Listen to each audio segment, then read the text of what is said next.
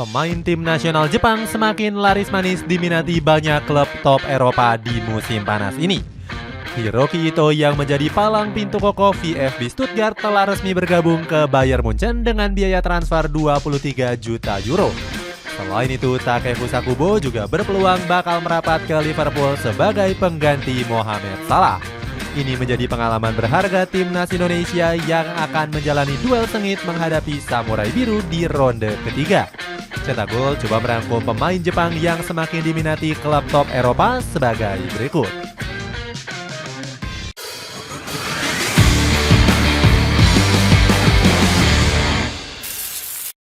Raja Asia yang pemainnya tersebar di penjuru Eropa. Jepang mengambil langkah serius menjadi salah satu raksasa sepak bola dunia. Negara Sakura ini sudah memulai proyek ambisiusnya mengeksplor para pemain ke Eropa sejak tahun 1977.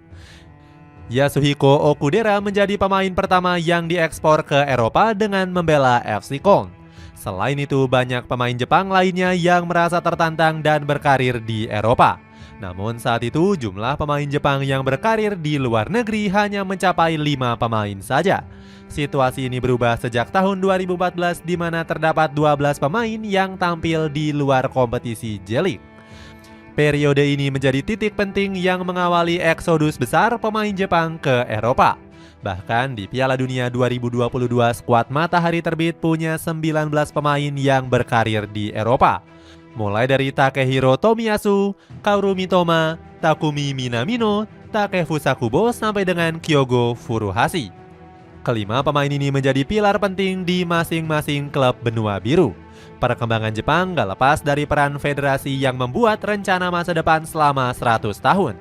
Proyek ini bertujuan untuk menciptakan pemain terbaik agar bersaing di pentas dunia.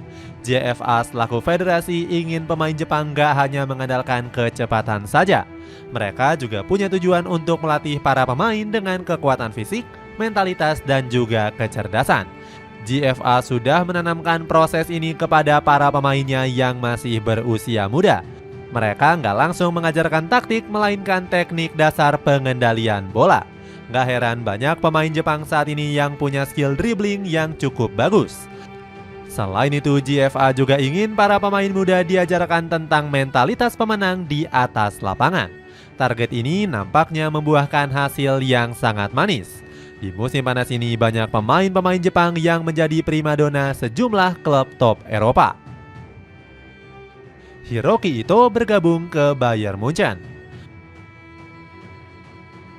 Bayern Munchen nampaknya ketagihan menggunakan pemain Asia khususnya Jepang. Hiroki Ito berhasil diboyong dari VfB Stuttgart dengan biaya transfer 23 juta euro. Penampilan impresif dari Hiroki Ito berhasil menyihir mata publik di Rotten. Pasalnya, sang pemain sukses membawa skuad di Jurgen finish di peringkat kedua klasemen Bundesliga musim lalu. Hiroki Ito berhasil mengawal pertahanan Stuttgart dengan hanya kebobolan 39 gol saja. Nggak cuma itu, sang pemain juga mampu membawa skuad di Jurgen lolos ke Liga Champions. Padahal sebelumnya VfB Stuttgart hanya berstatus sebagai tim papan bawah dan bahkan nyaris terdegradasi. Sebastian Honeb menilai kalau Hiroki Ito telah punya sesuatu yang sangat luar biasa. Pelatih dari VfB Stuttgart itu bilang Hiroki Ito punya kemampuan untuk menjadi pemain hebat Eropa. Christoph Freund juga nggak ragu memuji habis-habisan kualitas hebat sang bek. Direktur olahraga dari Bayern Munchen itu salut jika Hiroki Ito bisa bermain konsisten di level teratas. Berkat performa impresifnya, Vincent Kompany kepincut dengan kemampuannya. Ito merasa terhormat bisa bermain di Bayern Munchen yang dianggap sebagai salah satu klub besar di dunia. Dia bertekad akan selalu tampil semaksimal mungkin. Di Rotten bisa memanfaatkan postur tinggi besar Hiroki Ito di musim depan. Kedua, sang pemain juga mampu bermain di banyak posisi seperti bek tengah, bek kiri hingga gelandang bertahan. Terakhir, sang bek juga nggak punya riwayat cedera yang parah selama membela VfB Stuttgart. Hal ini tentunya sangat bermanfaat untuk bek Bayern Munchen yang kerap menderita cedera.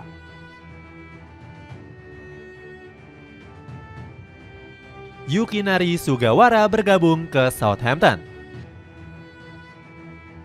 Selain Liga Jerman, pemain Jepang juga laris manis di kompetisi Liga Inggris. Terbaru ada Southampton yang baru saja mendatangkan Yukinari Sugawara dari AZ Alkmaar. Yukinari Sugawara sendiri pernah satu tim dengan pemain keturunan Indonesia, Tiani Reinders. Sang pemain sukses menjadi andalan dari AZ Alkmaar berkat kecepatan dan kelincahannya. Gak heran sang pemain mampu memainkan 42 pertandingan dengan catatan 4 gol dan 9 assist. Sugawara juga berhasil mengantarkan AZ Alkmaar finish di peringkat 4 Eredivisie. Hasil ini membuat Sugawara menjadi berlian di mata klub-klub top Eropa.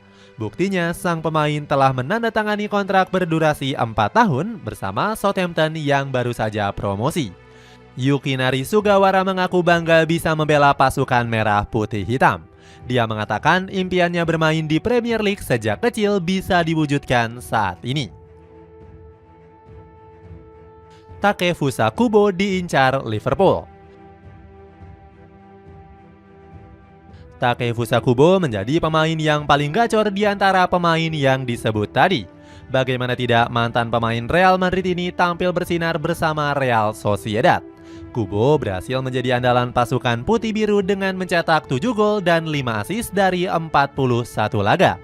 Padahal Kubo sendiri sempat menjadi pemain buangan Real Madrid di musim 2019-2020.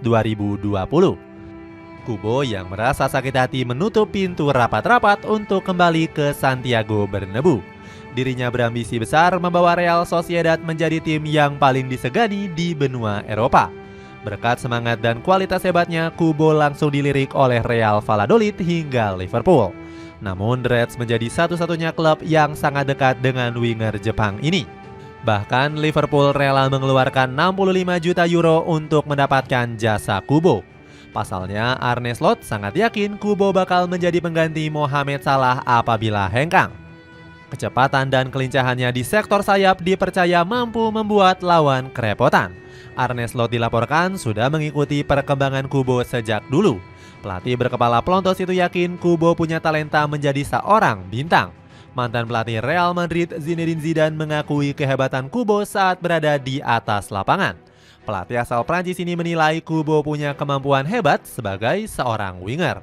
Zidane bilang pemain Kawasaki Kanagawa ini sangat terampil dan selalu mencari gol untuk timnya. Pengalaman berharga Timnas Indonesia. Kesuksesan para pemain Timnas Jepang membuat Indonesia kecipratan berkah. Seperti diketahui, skuad Garuda bakal berhadapan dengan Samurai Biru di kualifikasi Piala Dunia babak ketiga. Pertemuan ini nantinya akan berlangsung sebanyak 2 kali di bulan November 2024 dan Juni 2025. Itu artinya anak asuh dari Sintayong akan berduel dengan para pemain top Eropa. Laga tersebut akan menjadi pengalaman berharga bagi para punggawa merah putih. Para pemain bisa mengambil banyak pelajaran dengan bisa menghadapi tekanan dari pemain mentereng. Saat ini pasukan tanah air memang harus lebih sering berhadapan dengan tim yang lebih kuat. Pasalnya Sintayong punya ambisi membawa anak asuhnya mentas di panggung Piala Dunia. Mimpi ini bisa terwujud apabila Indonesia bisa terus berkembang dari segi pengalaman. Sebenarnya Indonesia sudah sering berhadapan dengan tim langganan Piala Dunia dalam 1 tahun terakhir. Mulai dari Australia, Jepang, Iran, hingga Argentina. Meskipun berhadapan dengan lawan yang tangguh, Indonesia berhasil menyajikan perlawanan yang sengit, salah satunya saat dikalahkan Timnas Jepang. Skuad Garuda berhasil memberikan perlawanan dengan melesakkan 1 gol lewat Sandy Walsh. Selain itu, Indonesia juga mampu melancarkan beberapa serangan. Hajime Moriyasu kaget dengan permainan agresif yang dilancarkan anak asuh Sintayong. Padahal saat itu Indonesia menjadi tim terlemah dengan masih menduduki peringkat ke-146 FIFA. Muhammad Kusnaini selaku pundit berharap Indonesia bisa memberikan yang terbaik kontra Jepang. Bungkus merasa Indonesia bisa memberikan perlawanan apabila melakukan persiapan matang.